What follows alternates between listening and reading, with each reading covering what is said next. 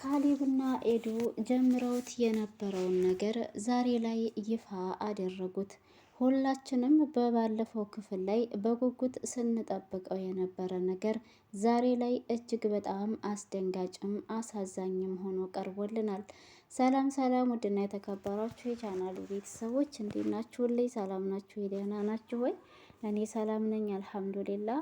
እንዴት ተለመደው ወደ ቻናሌ በአዲስ ቪዲዮ ተከስቻለሁ። ቤተሰብ ቪዲዮ ስትጀምሩ በላይክ ጀምሩት፣ አይከፈልበትም። ቅንነት ለራስ ነው።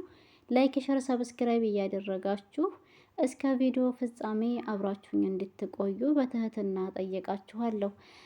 ትሁት የሚለው ድራማ እንግዲህ እንደቀጠለ ነው። ካሌብና ኤዱም በባለፈው ክፍል ላይ ፍቅራቸውን እያጧጧፉት ይታዩ ነበር።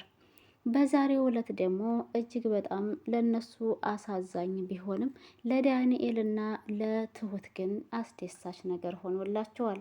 ይህም ደግሞ ኤዱና ካሌብ ከዚህ በኋላ ዳንኤልና ቲናን ለማበሳጨት ብለው ጀምረውት የነበረውን ልክ እንደ ፍቅረኛሞች ሆነው እነሱን ለማናደድ ሲሉ የተጀመረ ነገር ቢሆንም አሁን ላይ ግን ዳንኤልም ቢሆን ካሌብን እባክህን እኔ አጥፍቻለሁ፣ ግን ምንም ባጠፋ በበድልህ በሌላ ነገር እኔን ልታጠቃኝ ልትጎዳኝ ትችላለህ እንጂ በኤዱ አትምጣብኝ፣ ኤዱን በጣም ነው የምወዳት ብሎ በጣም ተበሳጭቶና አዝኖ ካሌብን አውርቶት ነበረ። ካሌብም ይህ ነገር ዝም ብሎ ሲያስበው ትክክል እንዳልሆነ ከዚህ በላይ ማለፍ እንደሌለባቸው ስለተረዳ ቀጥታ ያሰበው ነገር የመጨረሻ ንግግሩም የሆነው ከኤደን ጋር ኤደን ወደ እነሱ ቤት በመጣችም ጊዜ ብዙም ፊቱ ላይ ደስታ ይታይበትም ነበርና ምን ሆነህ ነው ካሌብ፣ የተፈጠረ ነገር አለ ብላም ስትጠይቀው ካሌብም አይ የተፈጠረ ነገር የለም እንደዚሁ ዝም ብዬ ነው ነበረ ብሎ የመለሰላት። ግን ደግሞ እሽ እንደዛ ከሆነ ብላው ታጠገቡ ተነስታ ወደ ትሁት ጋር ልትሄድ ስትል ካሌብም ኤደን ማውራት አለብን ተቀመጭ ይልና መልሳ እንድትቀመጥ ያደርጋታል። እሷም ከተቀመጠች በኋላ የጀመርነውን ነገር ማቋረጥ አለብን የሚል ንግግር ሲናገራት ኤዱም ለምን ብላ ነበር የመለሰችው። አይ ከዚህ በላይ ምንም መስመር ማለፍ አይጠበቅብንም። እነሱ መጥፎ ነገር ስላደረጉና እኔንም ሆነ አንቺንም ስላናደዱን እኛም ደግሞ እነሱን ተከትለን እንደዚህ አይነት ድርጊት ማድረግ የለብንም ነበር። ስለዚህ አሁንም ቢሆን ይበቃል እስከዚህ ድረስ፣ እናም እናቋርጠው በቃ ይላታል። ኤዱም ደግሞ አዎ ለነገሩ እኔም ቢሆን እነሱ መጥፎ ስላደረጉ በምላሹ እኛም ደግሞ መጥፎ ነገር ማሰብ አልነበረብንም። ውስጤ ሰላም አላገኘም፣ አንተም ውስጥ ሰላም እንዳላገኘው የኔም ውስጥ ሰላም አላገኘም ትለዋለች። ካሌብም በዚህ ነገር ደስተኛ የሆነና ኤዱም እንደዛው ከዚህ በኋላ እነሱ ይህንን ጀምሮት የነበረውን የፍቅረኛሞች የሚመስለውን ነገር አቋርጠውታል ማለት ነው። እንግዲህ ይህ ነገር ደግሞ ለዳንኤል በጣም አስደሳች እንዲሁም ለትሁት አስደሳች ነገር ነው የሆነው። ከዛ ካሌብም ወደ ኪችን በመሄድ ትሁት እንዴት ነሽ ብሎ ሲጠይቃት አቤት ካሌብ፣ አቤት ጋሼ ነበር ያለችውና ጋሼ ብለሽ ነው የጠራሽኝ? በእኔና ባንቺ መካከል እንደዚህ አይነት ነገር አለ ወይ ብሎም ሲጠይቃት ትሁትም እና ታዲያ አሰሪ አይደለህ እንዴ ጋሼ ብለህ ምን ችግር አለው የሚል መልስ ነው የመለሰችለት። በሰዓቱ እንግዲህ ካሌብ ሊነግራት የፈለገው ነገር ከኤደን ጋር የነበረውን ጉዳይ ነበርና ምን ሆነሽ ነው እንደዚህ የምትሆኘው? ተናደሽብኝ ነው ወይ ብሎ ሲጠይቃት እንግዲህ ትሁትም ደግሞ እንዳልተናደደችበትና ምንም እንደማያገባት በሱ መናደድ እንደማትችልም ነው የመለሰችለት። ይህም ሆኖ ግን ካሌብ መናገር ስላለበት ይኸውልሽ ትሁት በባለፈው እኔና ኤደን የጀመርነው ነገር ትክክለኛ ነገር መስሎ ታይቶሽ ከሆነ ተሳስተሻል። በጭራሽ እኔና ኤደን የጀመርነው ነገር ውሸት ነበረ። ዳንኤልና ቲናን ለማብሸቅ ብለን ሁለታችን ተመካክረን ነበር እንደዛ ስንሆን የነበረው። ስለዚህ ከዚህ በኋላ እኔና ኤደን በጭራሽ ያንን ነገር መልሰን ልናደርገው አንችልም። እሷም የዳንኤል ናት ሲልም ነበር የመለሰላት። ይህ ነገር ደግሞ ለትሁት እጅግ በጣም አስደሳች ነበር የሆነው። እናም ዳንኤልም እንግዲህ ወደ ትሁት ጋር በሄደበት አጋጣሚ እንዴት ነህ ደህና ነህ ወይ ብላ ስትለው ፈገግታ ፊቷ ላይ ይታይ ስለነበር ዳንኤልም ደህና ነኝ ትሁት፣ ዛሬ ግን ምን ተገኝቶ ነው ፊትሽ በፈገግታ የተሞላው? ደስታ ይታይብሻል ብሎም ሲጠይቃት ትሁትም ዛሬማ ለኔም ላንተም አስደሳች ነገር ነው የሰማሁትኝ ስትለውም ነበር።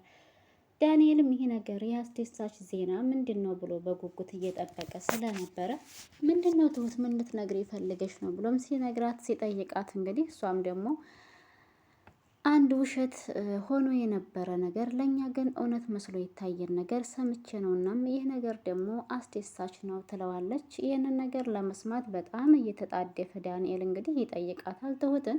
ትሁትም ደግሞ በባለፈው ካሌብና ኤደን የጀመሩት ነገር ውሸት ነው ብላ ስትለው በጭራሽ ሊያምን አልቻለም። እውነት ካሌብና ኤዱ የጀመሩት እንደዛ ብለው ነበረ? የእውነት እውነትሽን ነው እያወራሽኝ ያለሽው? እያለ በቃ ማመን እስከሚያቅተው ድረስ ነበር የሆነው። ትሁትም ደግሞ አዎ ድራማ እንደነበረ፣ ድራማ ማለት የፍቅረኛሞቹ ማለት ነው። ፍቅር ፍቅር እያጫወታቸውን ነበረ ኤዱና ካሌብ። ያ ነገር ድራማ እንደነበረ ቲናንና እሱን ለማበሳጨት ለማብሸቅ ተብሎ ሆን ተብሎ የታሰበ ነገር እንደነበረ ነገረችው።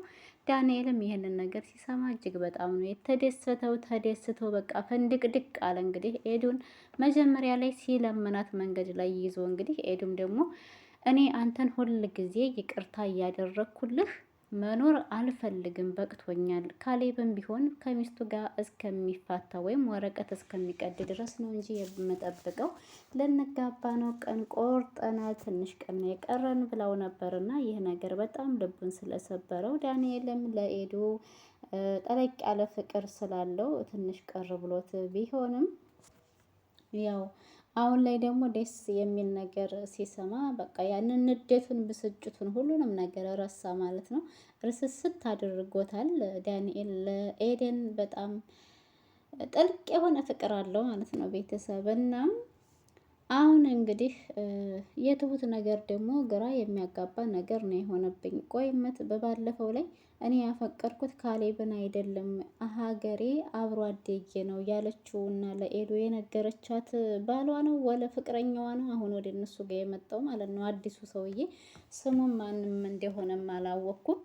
እንዳያችሁት እንግዲህ ቲና ሰክራ በምትንቀሳቀስበት አጋጣሚ ነበረ አጋቹ እሷን ይዞ የሆነ ያልሆነ ነገር ሊጎዳት ሲያስብ እሱ ደርሶ ነው ይዟት እንግዲህ ወደ ቤቱ ወስዶ ያሳደራት እና ከዛ ልክ ሰክራም ስለነበረ ከነቃች በኋላ ሁለቱም ያሉበት ሁኔታ በጣም ከባድ እንደሆነና እሷም ለሱ እንደምታስፈልገው እሱም ደግሞ ለሷ እንደሚያስፈልጋት የነገራት እና ምክንያቱም ምንድነው ትሁትን ይፈልጋል መሰለኝ። ቲና ትሁትን አሳልፋ እንድትሰጠው ስለፈለገ ቲና ደግሞ 1 ሚሊዮን ብር አጋቹ ስለጠየቃት ይህንን የአጋቹን ብር ከየትም አምጥታ መክፈል ስለማትችል አሁን የመጣው ሰውዬ ደግሞ ያንን ብር ለቲና ሊሰጣትና ቲና ደግሞ ከማናት ትሁትን አሳልፋ እንድትሰጠው ነው እንግዲህ የተነጋገሩ ያሉት። ያው ሰክራ በነበረበትም ጊዜ እኔ ባልደርስልሽ ኖሮ ያ ሰውዬ ይገልሽ ነበረ፣ አሁንም ቢሆን ከዚህ ከቤት ውስጥ ከወጣሽ ይገልሻል በእርግጠኝነት እያለም እያስፈራራት ነበርና የትሁትንም ፎቶ በእጁ ይዞ ስለነበረ ይችን ልጅ እንድትሰጭኝ አሳልፈሽ እንድትሰጭኝ እፈልጋለሁ ሲላት ቲናም እንግዲህ በጣም ነው የደነገጠችው። ቲና መቼም አታደርገውም አይባልም።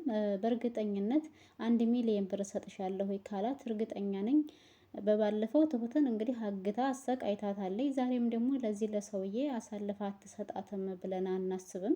ቲና በጣም ኃይለኛ መሰሪ የሆነች ልጅ ናት። አባባም እንግዲህ ትሁት ተጨናንቃ ቲና እኮ ቤት አላደረችም እያለ በምትልበት ጊዜ ያው እየተጠራጠረ ነበረ። ይሽ ተንኮለኛ እኔ እሷ የሆነ ነገር ስታስብ ነው ከቤት ውስጥ ወጥታ ስልኳን የምታጠፋው። ደግሞ አሁን ምን አስባ ይሆን እያለ እየተጠራጠረ ነበር። የአባባ መጠራጠር ልክ ነው። ምክንያቱም አሁን ደግሞ ከአባባ አልፋ ወደ ትሁት ላይ ልትሄድ ነው። ትሁትን እንግዲህ አሳልፋ ለዚህ ለሰውዬ ልትሰጠው ይመስለኛል። በዚህ ነገር ላይ ያው የተስማማች ነው የሚመስለኝ። በቀጣይ ክፍል ላይ ደግሞ ትሁትን ቲና አሳልፋ ትሰጣታለች ለዚህ ለሰውዬ ወይንስ አሳልፋ ትሰጣት ይሆን የሚለውን ያው ሁላችንም አብረን የምናየው ቤተሰብ። ለዛሬ የነበረን ቪዲዮ ይህንን ይመስል ነበረ። እስኪ በቲናና እንዲሁም በትሁት አስተያየት ስጡበት። በቃ ኮሜንት አስቀምጡ። ላችኋለሁ። ቤተሰብ ላይክ፣ ሸር፣ ሰብስክራይብ እያደረጋችሁ አበረታቱኝ። ቅንነት ለራስ ነው፣ አይከፈልበትም። ሁላችንም እርስ በርሳችን በቅንነት ብንተጋገዝና ብንረዳዳ እንደ ማንኛውም ዩቱበር በደንብ እንሰራለን፣ በደንብ እንለወጣለን ብዬ አስባለሁኝ። ግን ያው ሁላችንም መተዛዘን እና መደጋገፍ የሚባለው ነገር ብዙም የለም ብዬ ነው የማስበው። ለማንኛውም ማምጣታችሁ ካልቀረ ላይክ አድርጉ። እንደው ላይክ አታደርጉኝም? ምን ሆናችሁ ነው ግን? በአላህ ላይክ አድርጉ።